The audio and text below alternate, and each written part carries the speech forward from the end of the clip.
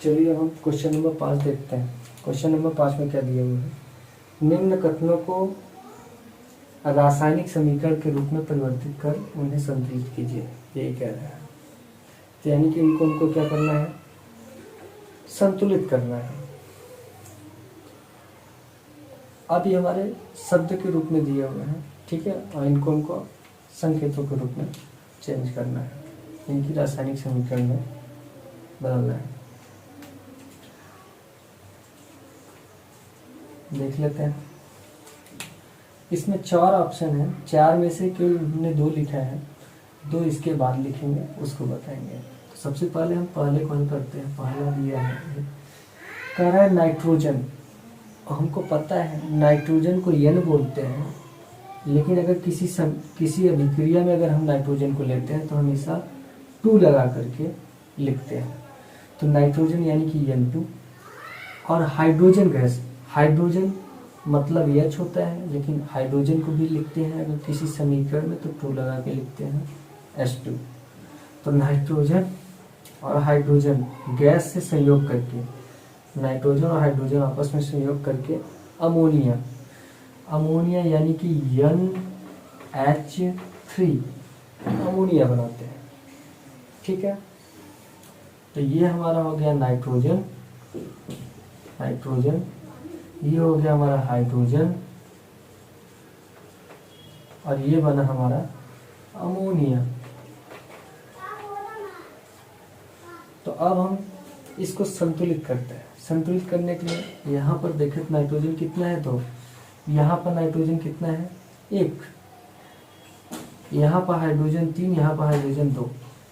तो हमने संतुलित करने का एक तरीका बताया था, बहुत ही सिंपल था।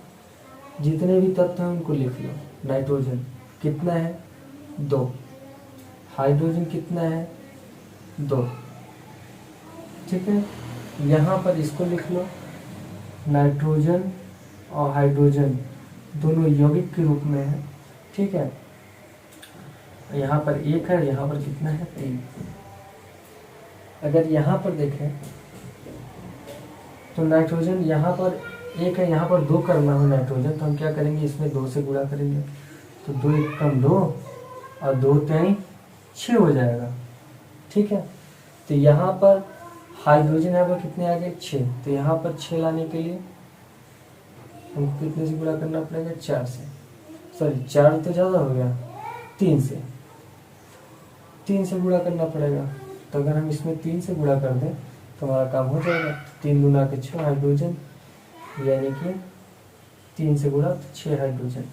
तो यहाँ पर देख रहे हैं 6 हाइड्रोजन यहाँ, 6 हाइड्रोजन यहाँ, 2 नाइट्रोजन यहाँ, 2 नाइट्रोजन यहाँ। यानी कि कहने का मतलब ये है नाइट्रोजन में तो किसी से गुणा नहीं होगा, लेकिन हाइड्रोजन में कितने से गुणा कर रहे हैं 3 से।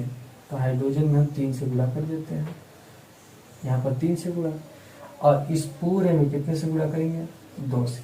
तो ये हमारा क्या हो गया, संतुलित हो गया।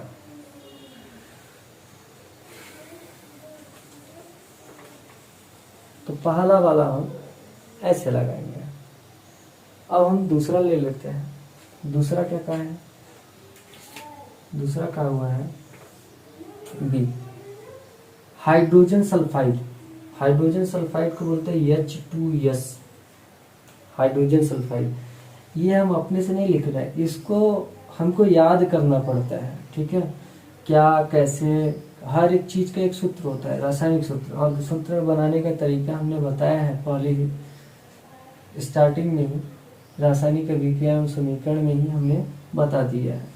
तो H2S हाइड्रोजन सल्फाइड गैस का, ये गैस है, चाहे तो इसके आगे हम गैस लगा सकते हैं, हमको उससे मतलब तो है नहीं, बस संतुलित करने से मतलब है। वायु में दहन होने पर, वायु में दहन होने का मतलब ऑक्सीजन की उपस्थिति में दहन हो रहा है। तो वायु में दहन होने का मतलब क्या है, ऑक्सीजन की उपस्थिति में दहन हो रहा है। चलिए इसी से लिख देते हैं।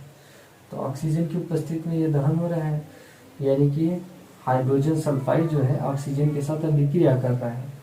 होने पर जल एवं सल्फर डाइऑक्साइड, ये क्या बनाता है, जल यानी कि H2O, और sulphur dioxide SO2, sulphur dioxide बनाता है। ये कह रहे हैं। अब इसको संतुलित करना, संतुलित करने से पहले अगर नाम लिखना है तो लिख सकते हैं हाइड्रोजन सल्फाइड, इसको बोलेंगे हाइड्रोजन सल्फाइड, जगह नहीं है इसके लिए हम नहीं लिख रहे हैं। गैस वायु में, वायु मतलब ये ऑक्सीजन हो गया। दहन होने पर अगर वायु की उपस्थिति में कहीं पर भी दहन कहे तो वहां पर मतलब ऑक्सीजन से अभिक्रिया करानी है, इसका मतलब ये होता है। जल बनता है, जल का सूत्र होता है H2O। सल्फर डाइऑक्साइड बनता है, सल्फर डाइऑक्साइड का सूत्र होता है SO2। ठीक है, अब इसको संतुलित करना है। तो संतुलित करने का तरीका हमने बहुत सिंपल बताया है, जितने भी हैं उनको लिख लो। हाइड्रोजन है, सल्फर है, ये दोनों यौगिक के रूप में है तो ऐसे लगा लेंगे। और ऑक्सीजन है, हाइड्रोजन कितने हैं 2, सल्फर कितने हैं 1, ऑक्सीजन कितना है 2, इस तरह। और इधर देख लेते हैं, हाइड्रोजन है, ऑक्सीजन है, ये ग्रुप में रहेगा। यहाँ पर हाइड्रोजन कितने हैं 2, ऑक्सीजन कितने हैं 1, ऐसे ही सल्फर है और ऑक्सीजन है ग्रुप में, यानी कि सल्फर कितना है 1, ऑक्सीजन कितना है 2। अब देखते हैं, ऑक्सीजन इधर 2 है, इधर कितने हैं 1 और 2, 3 है, तो 3 तो बना नहीं सकते। दूसरे को देखते हैं, हाइड्रोजन कितने हैं 2, 2 बराबर है, सल्फर 1, 1 बराबर है। अब गड़बड़ क्या हो रहा है, ऑक्सीजन। तो ऑक्सीजन को क्या करें, अगर हम यहाँ पर 2 से गुणा कर दें तो ये कितना हो जाएगा, 2 दूना के 4, 2 1 कम 2। ठीक है, तो अब ऑक्सीजन हो गया 2 2 4। तो यहाँ पर भी हम क्या करेंगे, 2 से ही गुणा कर देंगे, तो 2 दूना कितना हो जाएगा 4, 4 ऑक्सीजन हो गए। लेकिन हाइड्रोजन कितने हो जा रहे हैं, हाइड्रोजन हो जा रहे हैं कितने, हाइड्रोजन हो जा रहे हैं 4। ठीक है, हाइड्रोजन हमारे हो गए 4 और यहाँ पर हाइड्रोजन कितने हैं 2। तो 4 करने के लिए हम क्या करेंगे, 2 से गुणा। तो अगर यहाँ पर 2 से गुणा करेंगे, 2 से गुणा कर देते हैं, तो 2 गुना के 4 हाइड्रोजन और 2 1 कम 2 सल्फर। तो यहाँ पर हम क्या करेंगे, 2 से गुणा करेंगे, तो 2 1 कम 2, 2 गुना के 4। अब हमारे जो ऑक्सीजन आ गए कितने आ गए, ऑक्सीजन आ गया 4 और 2 6, और यहाँ पर ऑक्सीजन कितना था 4। तो यहाँ पर 2 का गुणा न करके हम क्या करें, कितने का गुणा कर देते हैं, 6 लाने के लिए 3 का गुणा कर देते हैं, तो यहाँ पर कितना आ जाएगा 6। अब हम मिला लेते हैं, तो यहाँ पर देखें तो हाइड्रोजन हमारे 4, हाइड्रोजन 4, सल्फर 2, सल्फर 2, ऑक्सीजन अगर देखें 6, ऑक्सीजन 4 और 2 6, मतलब बराबर है। तो अब कहाँ कहाँ गुणा किए बस वही लिख देंगे। तो पहले वाले ग्रुप में कितने गुणा किए 2 का, तो यहाँ पर 2 लगा देंगे। ऑक्सीजन में कितने का गुणा किए 3 का, तो यहाँ पर 3 लगा देंगे। इसमें कितने का गुणा किए 2 का, तो 2 लगा देंगे। यहाँ पर कितने का गुणा किए 2 का, तो 2 लगा देंगे। तो ये हमारा संतुलित रासायनिक समीकरण को मिल गया। तो हम इस प्रकार से इसको सॉल्व करेंगे। तो ये 2 क्वेश्चन हमारे हो गए। तो इस प्रकार से 5वें का ए और बी हम करेंगे। अब हम सी और डी देख लेते हैं।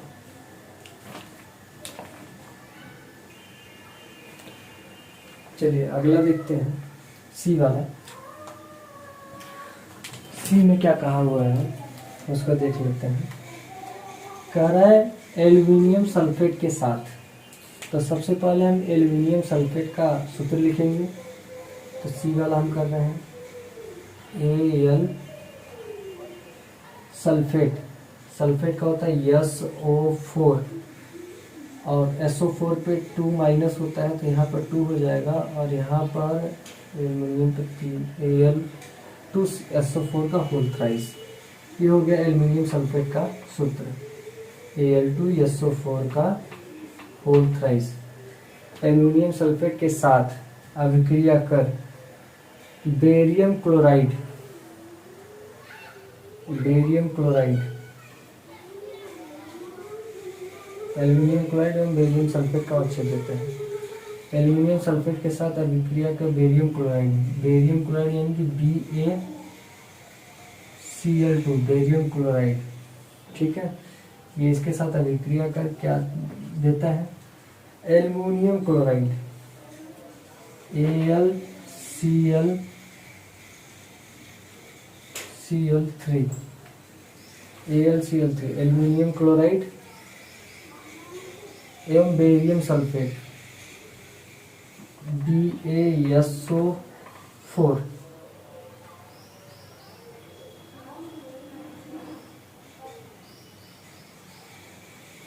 बेरियम सल्फेट BaSO4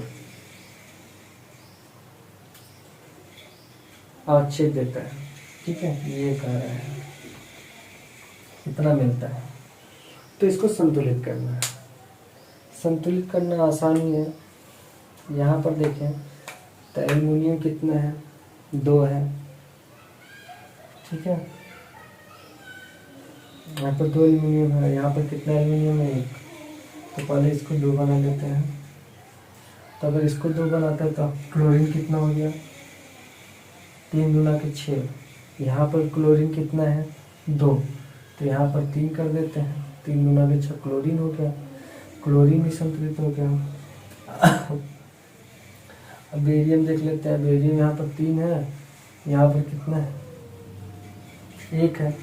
तो यहाँ पर 3 से गुणा कर देते हैं तो बेरियम हो गया 3।